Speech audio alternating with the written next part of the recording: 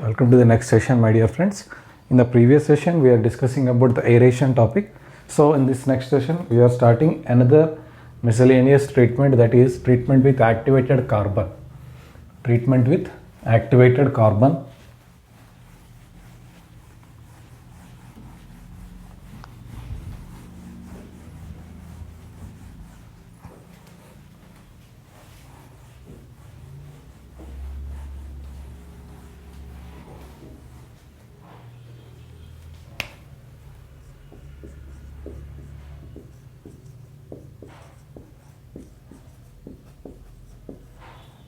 See, this activated carbon, generally it removes color, taste, odor. Okay, so generally it removes color, taste and odor.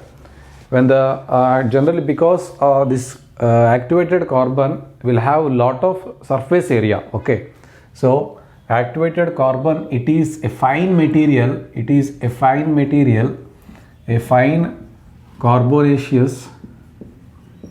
It is a fine carbonaceous material. It is a fine carbonaceous material having good amount of adsorption. Having good amount of adsorption capacity. Having good amount of adsorption capacity. Adsorption capacity. So as it is a fine material, it is having more surface area. Because of more surface area, so it will be having good amount of adsorption capacity. So because of this adsorption capacity, by this we can remove, so by this we can remove the color, we can remove color, taste and odor of the water, odor of water.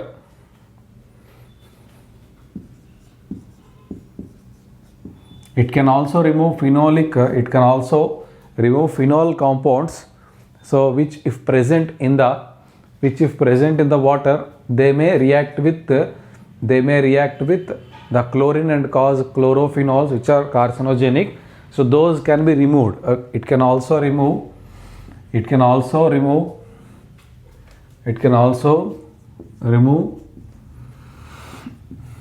phenolic compounds.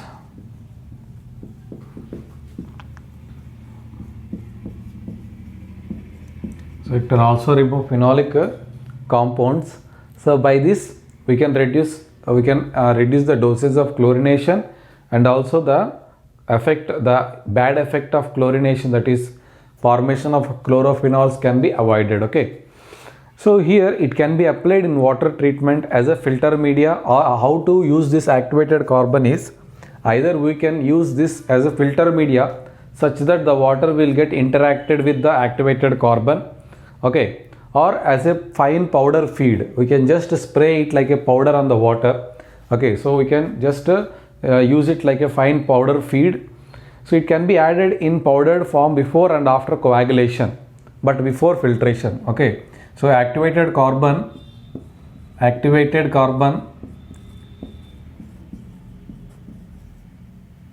introduced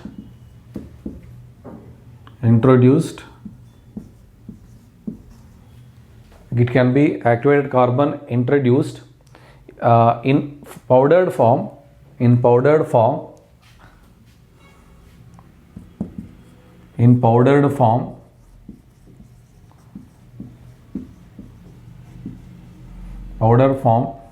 Before and after coagulation can be introduced in powdered form before or after coagulation.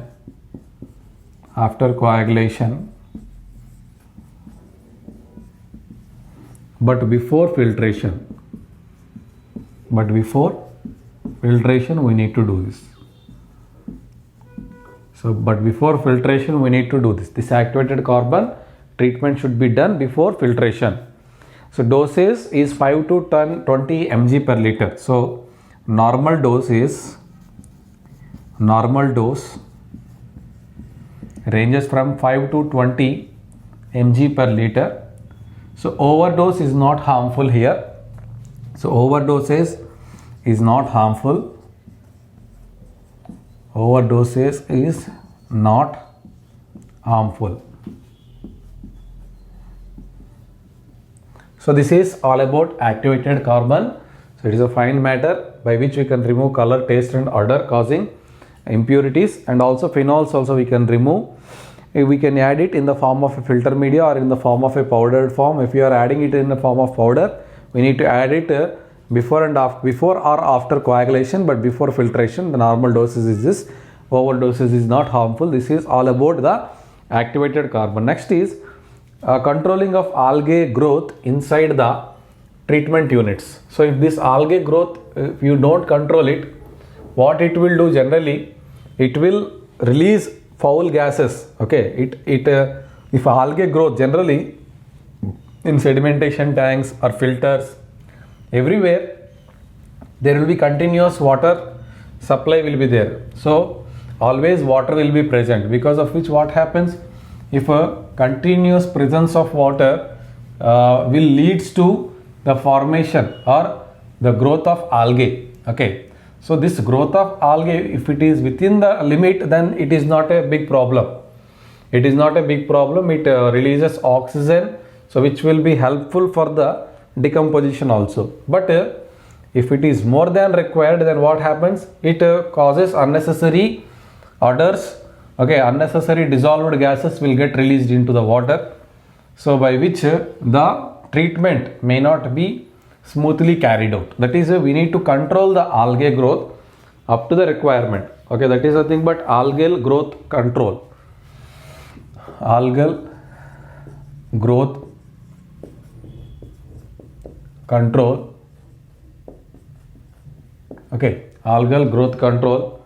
So the algae growth tend to float, and generally whatever the algae that grow will be floating on the filter media or wherever the treatment unit we are using, and we cannot remove it in settling basin, because the settling velocity is insufficient to remove this algae growth in the settling basins. We cannot remove it in settling basins. And the alkaline nature, so if there is alkaline environment is present, so the algae growth increases much more. Okay, so here when the water is alkaline,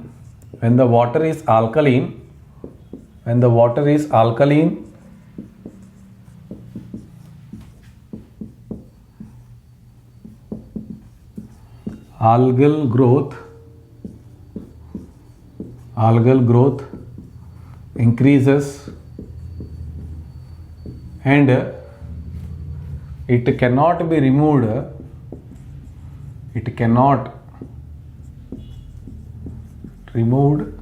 in settling basins.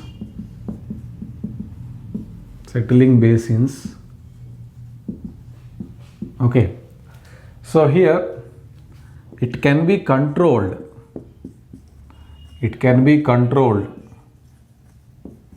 That means the growth of algae,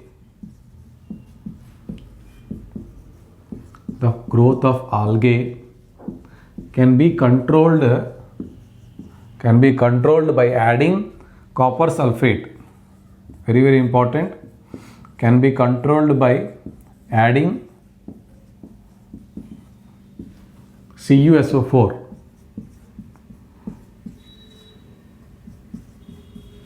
Copper sulfate. So by adding this copper sulfate, we can control the algae growth and we can keep it within the required limits. Okay. See, apart from this removing of algae growth, reducing the algae growth, CuSO4 also helps in removing color and odor in the water. Okay, it also helps in removing color, odor and taste by controlling the algae growth. Okay, it indirectly it indirectly helps, that is, it means what? CuSO4. CuSO4 indirectly helps to remove color, odor and taste by controlling algae growth. By controlling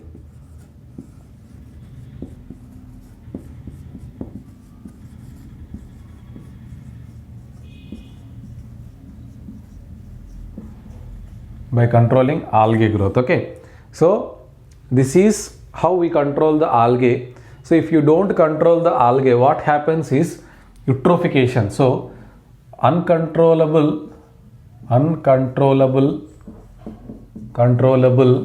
growth of algae leads to eutrophication. Eutrophication means, see, the growth of algae, during the growth of the algae, it releases some kind of nutrients. It releases some kind of nutrients such as phosphorus,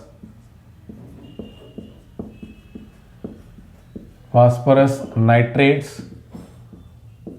Okay, so these kind of nutrients will come into the location where the algae is growing. So these nutrients, they will come more than required. So whatever the thing which is more than necessity, it is harmful to us. So the excess nutrification, we call this as eutrophication, is nothing but excess nutrification. Eutrophication is simply, we call it as excess nutrification, which is not necessary. So this algae growth, excessive algae growth or uncontrollable algae growth leads to excess release of nutrients. Excess release of nutrients, that is called eutrophication, excess nutrification of the soil or of the water, whatever it may be. So whichever is in contact with it, that will be having more concentration of nutrients than required. That is nothing but eutrophication. Okay, that is nothing but eutrophication. So that is why we need to control the growth of algae. So this is all about algae growth. So wherever we use this water, okay, in the treatment units or the raw water, which is incoming raw water, everywhere in water algae can grow easily. So if the incoming water is having more algae, okay, if incoming water is having more algae, that will disturb the treatment unit, as well as the algae growth inside the treatment unit also. It is also possible in filters and all. So where the water is completely present, the algae growth may be present in filters also. All this algae needs to be controlled, otherwise the system may not work properly. So to do that, we add copper sulfate. So if you don't add copper sulfate, this algae growth becomes uncontrollable and it causes a condition called eutrophication. Okay, next is fluoridation and defluoridation. Fluoridation and defluoridation. Fluoridation and defluoridation. See, fluoridation is required. See, generally we already learnt about fluorine. So if fluorides are less than 1, it is harmful. If it is more than 1.5, is also harmful. So fluorides limit should be in between 1 to 1.5 mg per liter. Fluorides limit should be in between 1 to 1.5 mg per liter. If it is less than 1, so if the fluorides, if the concentration of fluorides, the concentration of fluorides is less than 1 mg per liter, then fluoridation is required. Fluoridation is required. So if the concentration is less than 1 mg per liter, fluoridation is required. If it is more than the concentration of fluorides more than 1.5 mg per liter, Then defluoridation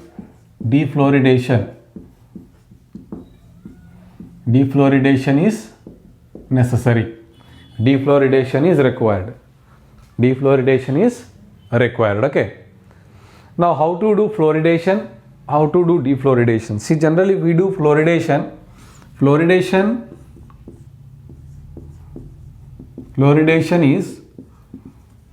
is nothing but addition of fluorine. So nothing but addition of fluorine in various forms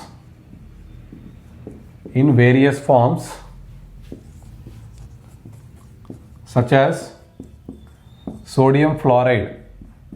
So we will add fluorine to water in the form of sodium fluoride, okay, or sodium silicofluoride. This is sodium fluoride.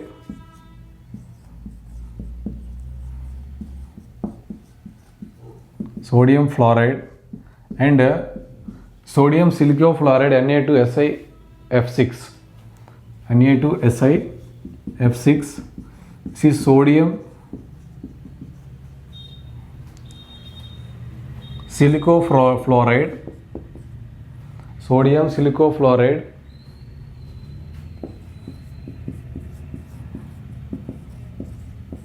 And third one, hydrosilicic acid, that is H2SiF6, hydrosilicic acid.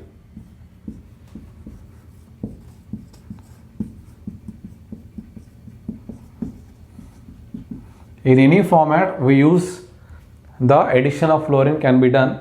Majorly we use sodium fluoride. Okay, okay. So anything we will use in order to add fluorine to the water. So fluoridation is nothing but addition of fluorine in various forms such as sodium fluoride, sodium silicofluoride and hydrosilicic acid. So in these ways we introduce the fluorine into the water to meet the required limit, that is 1, at least 1. If it is more than 1.5, then we need to do defluoridation.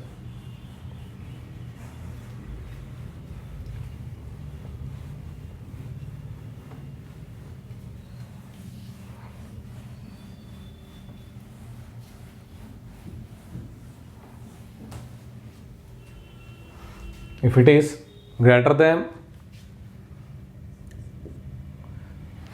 so defluoridation can be done.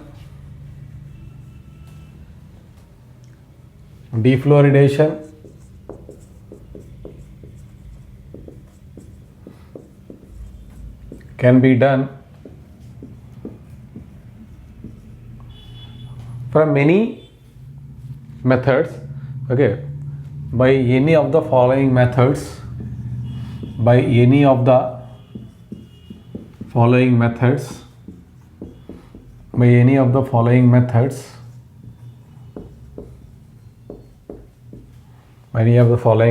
One is activated alumina, adsorption by activated alumina, adsorption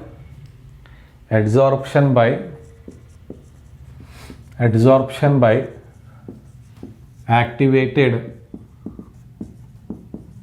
alumina.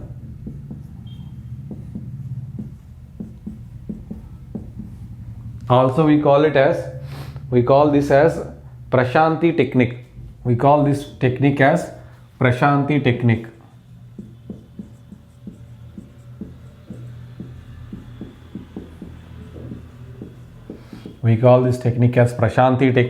And second one is Nalgonda technique.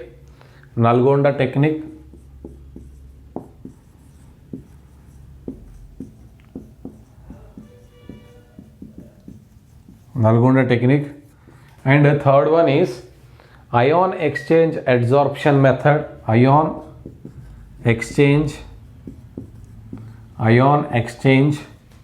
adsorption method. ion exchange adsorption method, and reverse osmosis method. Reverse osmosis method. So we can adopt any method to remove the fluorine from the water. So let us see briefly about one by one method. So first Prashanti technique. First one is Prashanti technique.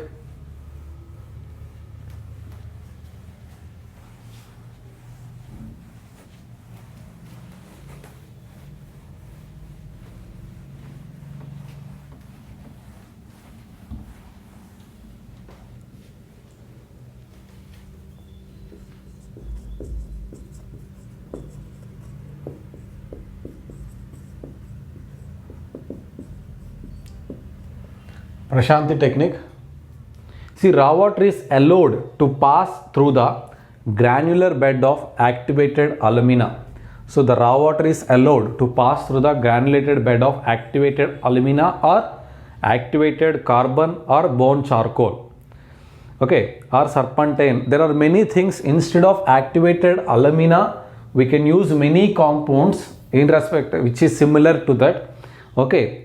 So which absorbs the fluorides from the percolating water. So these mediums, whatever the medias I have told, so these medias will absorb the fluorine which is coming out of the water. Okay.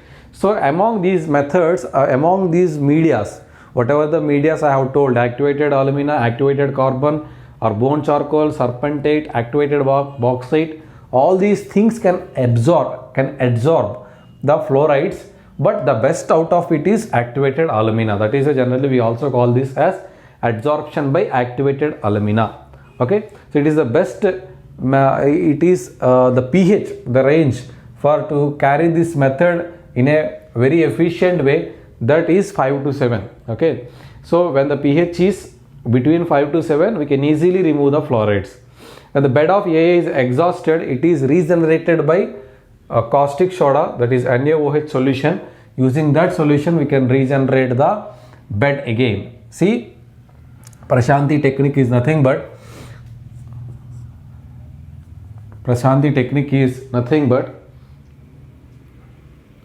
so when raw water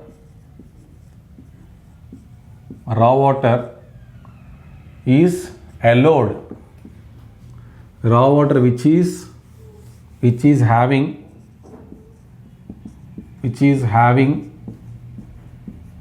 excess fluorides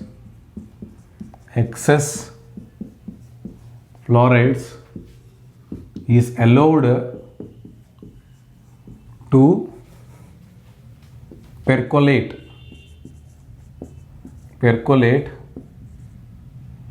through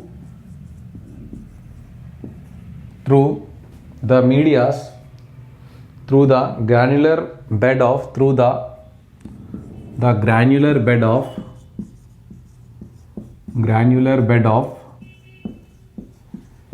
activated alumina,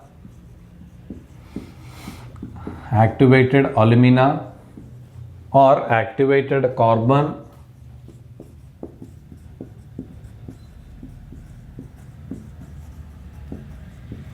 or bone charcoal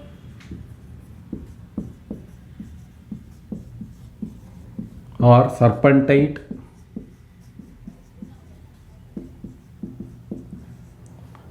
or activated bauxite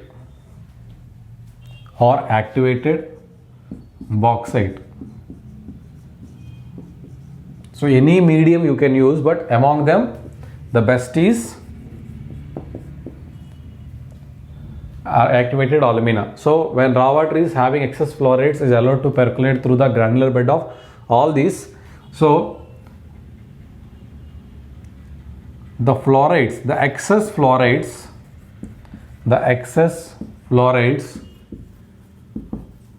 gets absorbed on the granular medium or granular bed. gets adsorbed on the granular bed. Okay, and the water which is coming out of this granular bed will be free from excess fluorine. Okay, so now this method works effectively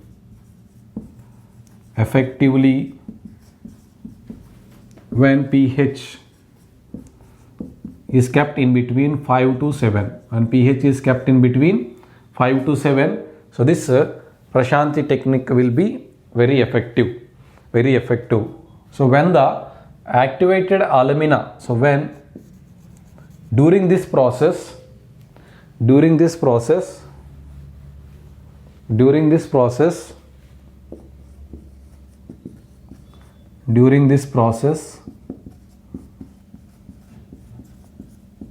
if activated alumina is exhausted, that means completely utilized, completely adsorbed the fluorides, then it should be regenerated.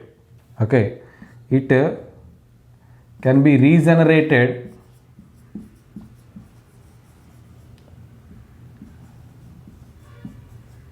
by sending NaOH solution, by sending NaOH solution. So this is about the Prashanti technique. So next is Nalgonda technique. See, Nalgonda technique is widely used. Because in rural areas, the benefit of Nalgonda technique is we remove the fluorides as well as we also do the disinfection at a time. So we can drink the water directly. Here we are not doing any kind of disinfection in Prashanti technique. Again, we need to do disinfection after this treatment. Whereas Nalgonda technique is a combination of coagulation, flocculation and also disinfection all. Generally these kind of fluorides will not be present in the surface waters. They will be present in the groundwater only. So that is, the groundwater does not need any kind of sedimentation. So groundwater needs dissolved impurities removal and disinfection. These two are enough, right? So that is why Nalgonda technique is generally used in rural areas.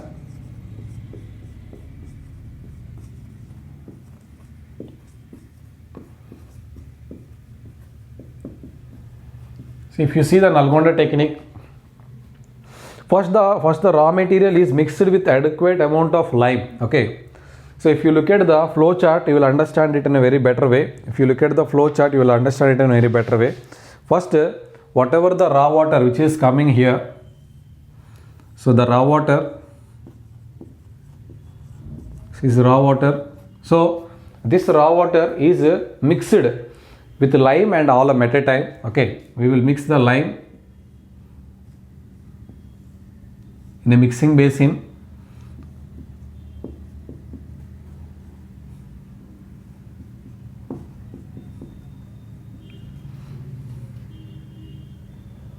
We will mix lime and alum. So rapid mixing 1 minute and flocculating 9 minutes. Rapid mixing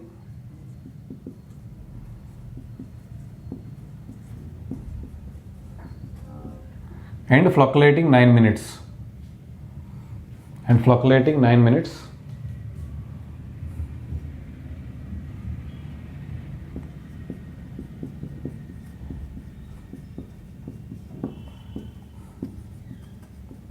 After this rapid mixing and flocculation, we will send this water into sedimentation. Okay, so we will send this water into sedimentation.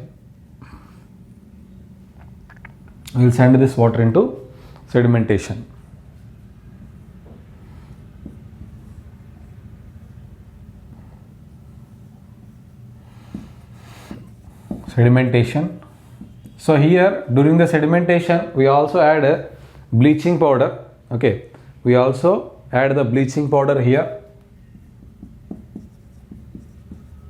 which acts like a disinfectant. Bleaching powder. This is done for 90 minutes. Then sedimentation, we will allow it to happen for 90 minutes. And after this, so the suspended, whatever the suspended water we will take it into filter. So the suspended water, we will take it into filter. This is suspended water. So whatever the fluorine will become precipitate. So the suspended water is carried out into filter. Suspended water is carried out into filter. So we will take the water from the filter. So the suspended water is carried to filter, and from filter we can distribute it. So distribution. So from here we can distribute it. Okay, we can distribute it to the community.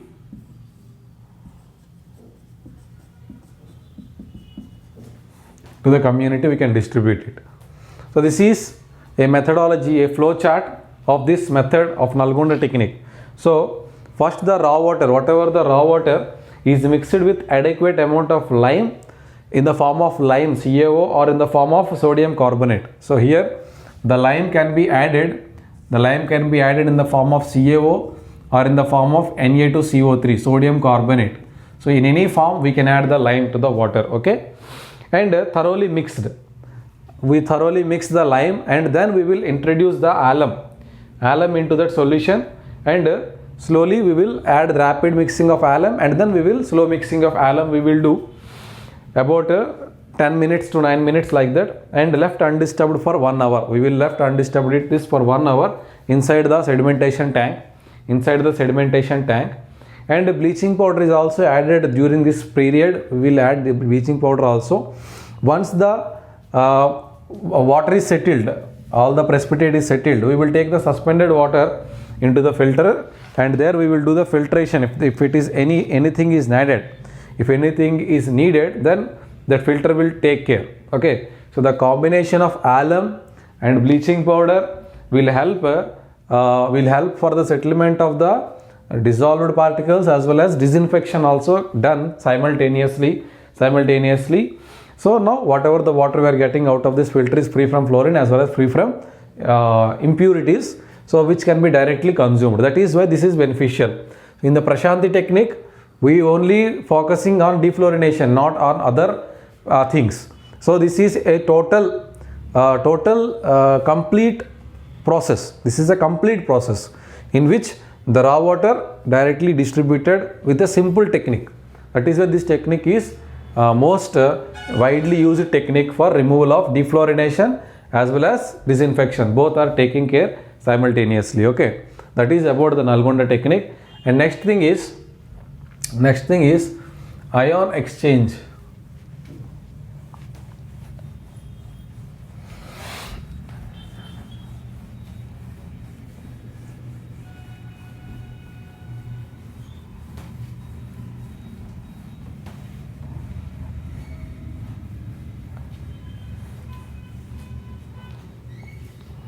Ion exchange adsorption method. Third one is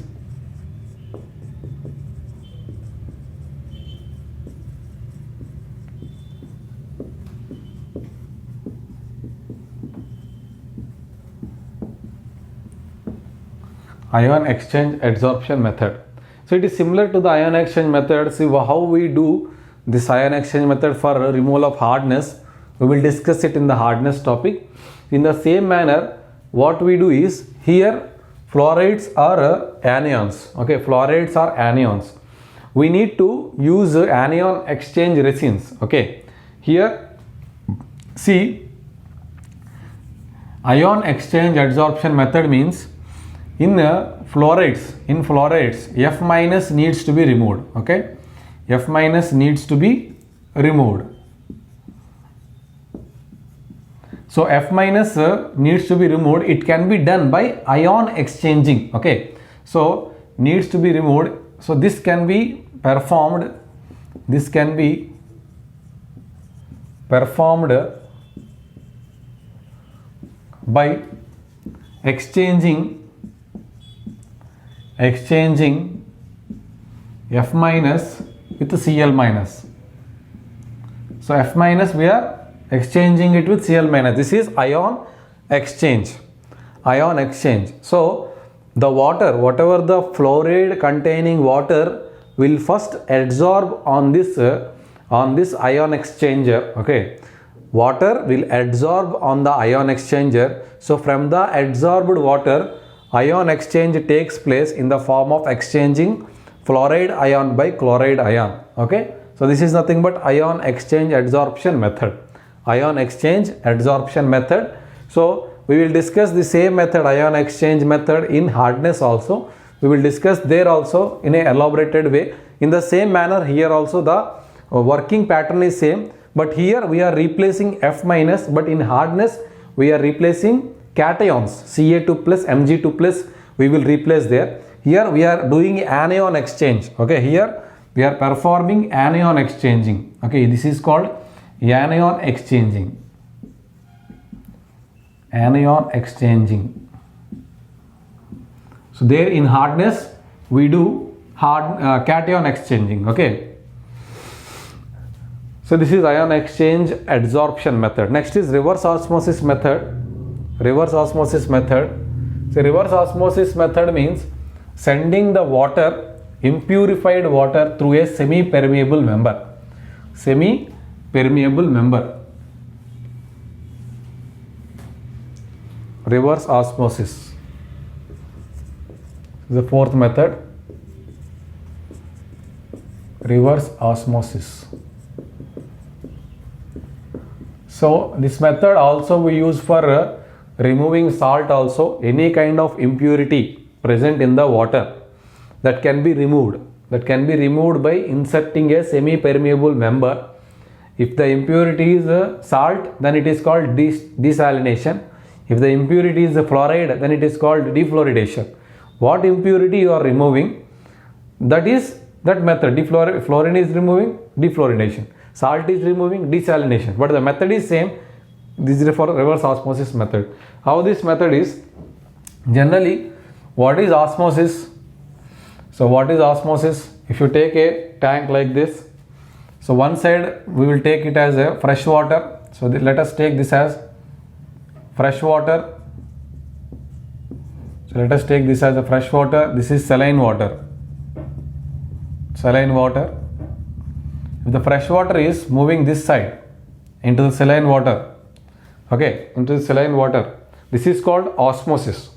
This is called osmosis. Okay, osmosis. And if this is in reverse, it is happening.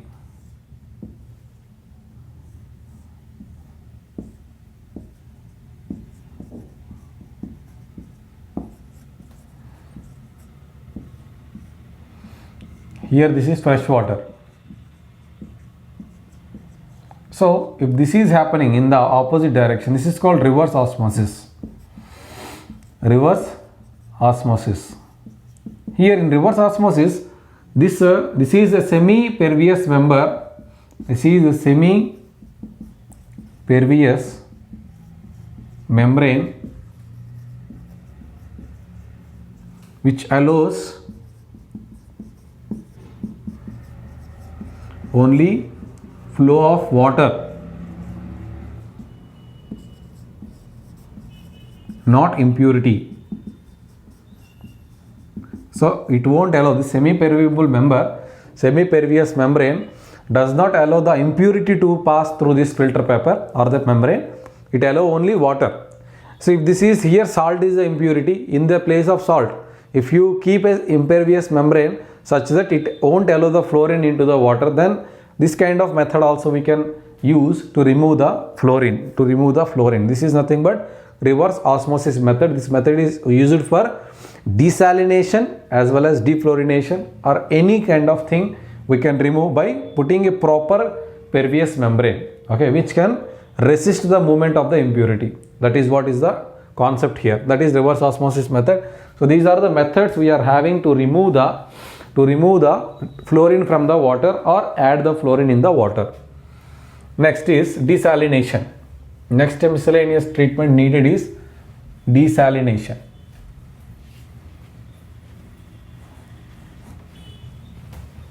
So here desalination also can be done in many ways.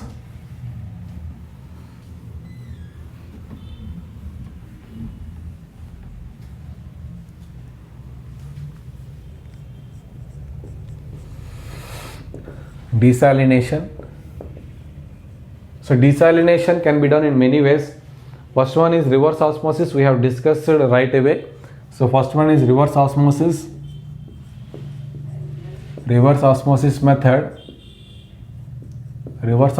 method, and next method is reverse osmosis method, and next method is electrodialysis,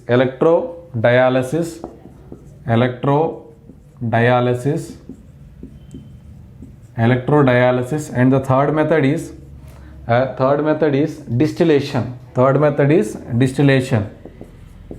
Okay, so these are the methods generally we use to remove the salt from the water, okay. So already we have discussed the reverse osmosis method. Let us discuss the electrodialysis.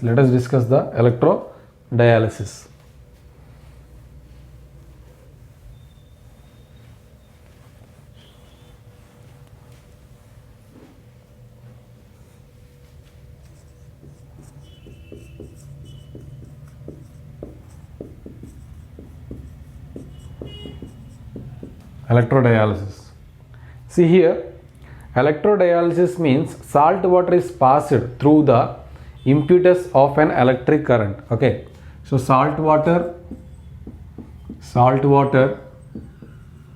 is passed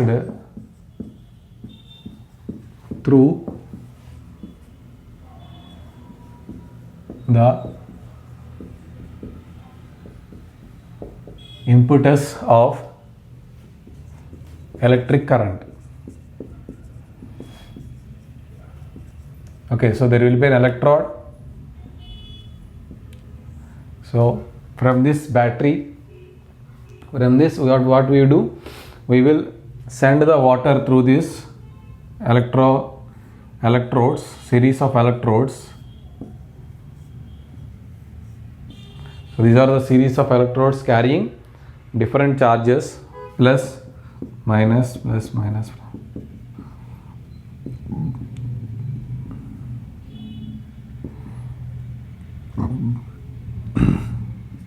Okay, so all the negatively charged particles will come onto the positively charged cations.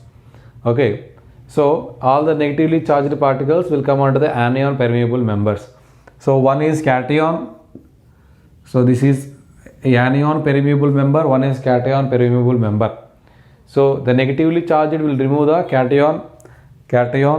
So here one is anion exchanger, another one is cation exchanger. So these two will alternatively take the charges and remove the salts from the water. Okay, so here we will send the brackish water from here,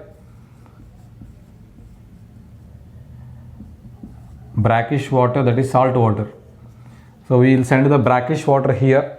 So this brackish water, from this brackish water, all the negative and positively charged salts will get removed, and fresh water comes out of this. Okay, fresh water comes out of this.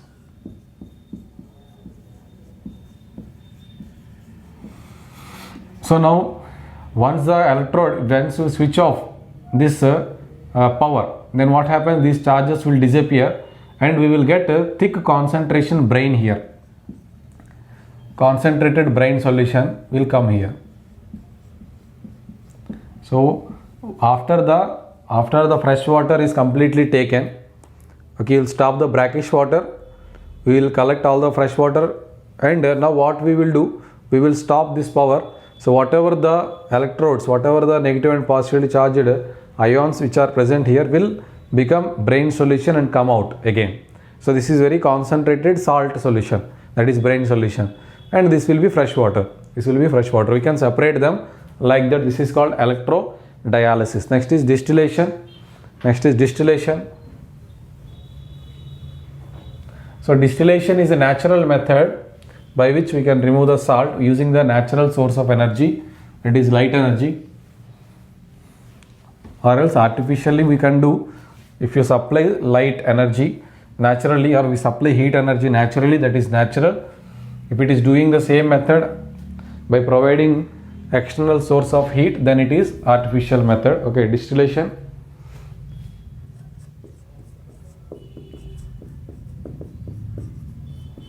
In distillation, the salt water, whatever the water which is containing salt water, so which is containing salt water is vaporized. Salt water is vaporized. So now water will become vapor, not salt. So the salt water will become vapor. Okay, and this vapor is taken to other location and condensed. Okay, this vapor is taken to other location and condensed, and this will be pure water. This will be pure water. Okay, when you are heating water at this location, somewhere here, I am heating the water. So I am heating the water here. So the water will now become vapor. So taking this vapor to other location, somewhere other location, and here I am condensing it and taking this as again water. So this is salt water. So salt will not get evaporated, only water will get evaporated. That water is transported to the other location. Here we are doing condensation. So by which we are taking back the water. This is fresh water, H2O. This is pure water, this is brackish water. Okay. So likewise we do distillation, but these methods are expensive methods. Electrodialysis and distillation, these methods are little expensive methods. Okay, so these are some of the miscellaneous treatments. We will discuss the rest of the miscellaneous treatments, such as removal of iron and manganese, water softening, very very important, water softening, these things in the next session. We are going to discuss the removal of color causing compounds such as iron and manganese and hardness in the next session. Thank you so much.